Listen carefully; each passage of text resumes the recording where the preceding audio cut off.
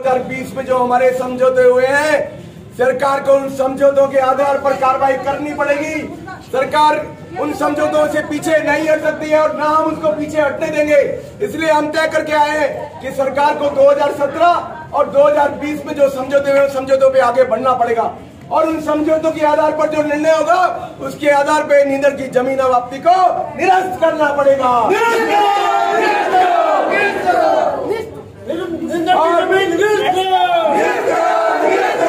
फिर भी अगर जमीनों की इतनी भूख लग रही है जेडीए को और सरकार को, हमने तो पहले कहा था कि बांग्लादेश पाकिस्तान खुला पड़ा है, जाके उस पर कब्जा कर लो ना, हमारा ही तो देश है, वो हमारा ही तो टुकड़ा था।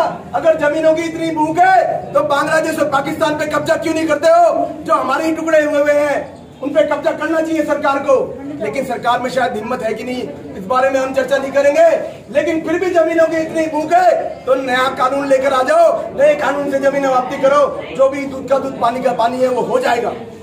उसके अलावा हमारी जो छठी मांग है वो हमने रखी कि हमारे कॉलोनी के साथी पिछले 15 वर्षों से वो भी हमारे साथ इस संताप को झेल रहे हैं, इस जमीन वापसी के दंश को झेल रहे हैं, अपने घरों से बेघर होने के दंश को झेल रहे हैं। तो हमारी नींदर की जमीन चाहे वापस होती है या नहीं होती है, हमारे कॉलोनी के साथियों के मकानों के जेडीए पट्टे निःशुल्क रूप से उनको दिए जाएंगे। ये हमारी मुख्य मांग। तो आप देखिए, आजादी के 80 साल पूरे होने वाले हैं आज के 1 साल बाद।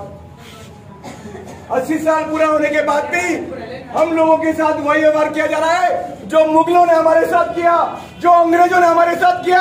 आज भी हमारी जमीनें उसी तरीके से हमसे छीनी जा रही है। मैं पूछता हूं, जेडीए का एक अधिकारी मुझे बता दे कि इनकी जमीन छीनने के बाद ये कहां जाएंगे, इनके रोजगार का क्या होगा, इनकी नौकरी का क्या होगा, इनके मकान कौन बना कर देगा, इनकी पीढ़ियां खेती करने से वंचित हो जाएगी, इनकी पीढ़ियों का क्या व्यवस्था होगी व्यवस्था। नए कानून में ये सारी व्यवस्थाएं करी गई है हमारे लिए। इन किसानों को पूरा अधिकार दिया गया है, किसानों की सहमति के बिना जमीन उनसे छीन नहीं सकता कोई। इसलिए हम कह रहे हैं, ये अगर जमीन हमारी लेनी है तो ये राजस्थान की भूमि है, महाराणा प्रताप की भूमि है। सामने आकर आओ और है दम, हमारी सरकार होने का दावा करते हो, किसानों के रहनुमा होने का दावा करते हो, मजदूरों के रहनुमा होने का दावा करते हो, तो नया कानून लेकर आओ, नहीं तो महाराणा प्रताप की धरती है, 1 इंच पीछे नहीं हटेंगे और 1 इंच जमीन नहीं देंगे, नहीं देंगे, नहीं देंगे, नहीं देंगे, नहीं देंगे। और 2020 में हमारे समझौते हुए, जेडीए के साथ भी समझौता हुआ और सरकार के साथ भी समझौता हुआ। लेकिन आप देखिए, दोनों ही समझौतों से सरकार पीछे हट गई, किसानों कॉलोनी वासियों की पीठ पर छुरा भोंक दिया गया। और अभी भी हम लगातार कह रहे हैं कि एम्पावर्ड कमेटी का आपने हमें मीटिंग करने का वादा किया है, एम्पावर्ड कमेटी से हमारी मीटिंग कराइए।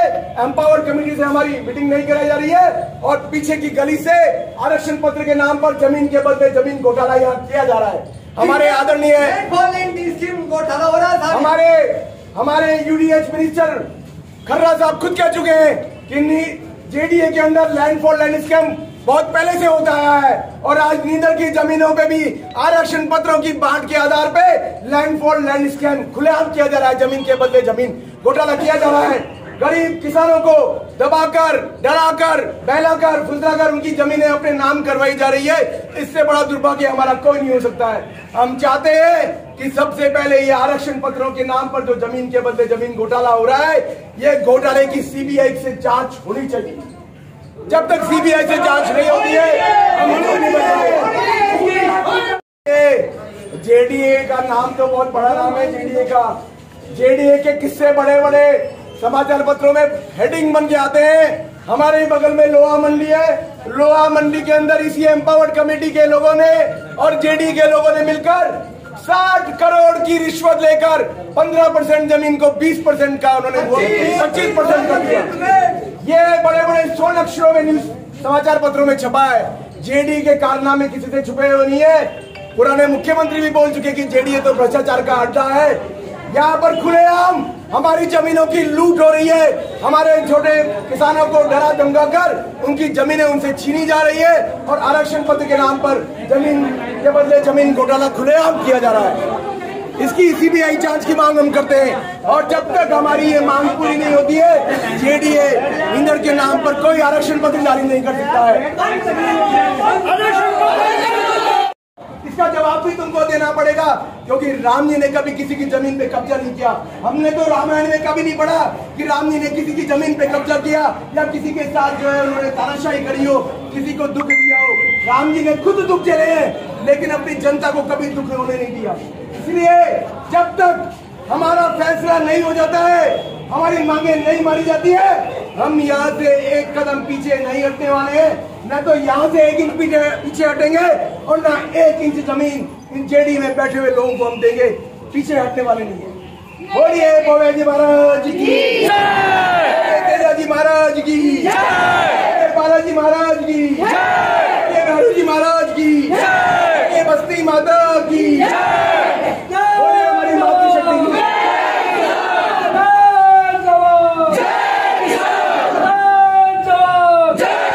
की करा गया। बाहर के बड़े बड़े व्यवसायियों को बुलाया गया, उनको यहाँ पर सब जवाब दिखाए गए, उनको यहाँ बड़े बड़े होटलों में ठहराया गया, बड़ी बड़ी मीटिंगें हुई और कहा गया कि 35 लाख करोड़ का निवेश आएगा। अरे निवेश आएगा कि नहीं आएगा, ये जो तुम्हारे वोटर है इनकी भी तो सुध लेने का आपका अधिकार बनता है। लेकिन 145 दिन से कोई व्यक्ति हमारी सुध वहां पे नहीं ले रहा है।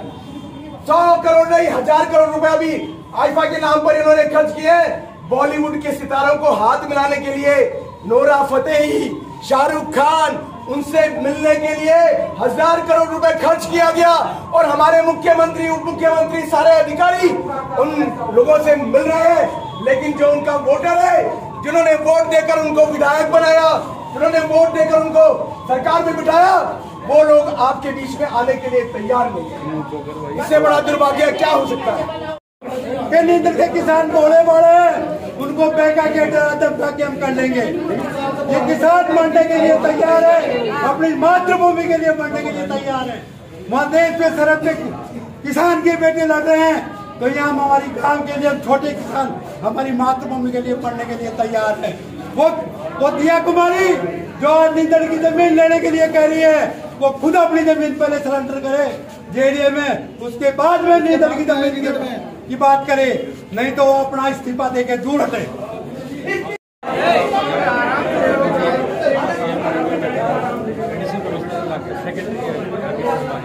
अरे आप मत करो, यहाँ भी आ जाएंगे, यहाँ बुला देंगे, यहाँ बुला देंगे, यहाँ बुला देंगे, नहीं कोई दिक्कत नहीं है। मेरी जिम्मेदारी है, तो इनको थोड़ा साइड में कर लो। आगे साहब आ रहे हैं, बात कर लेंगे, साहब आएंगे, हम कर देंगे।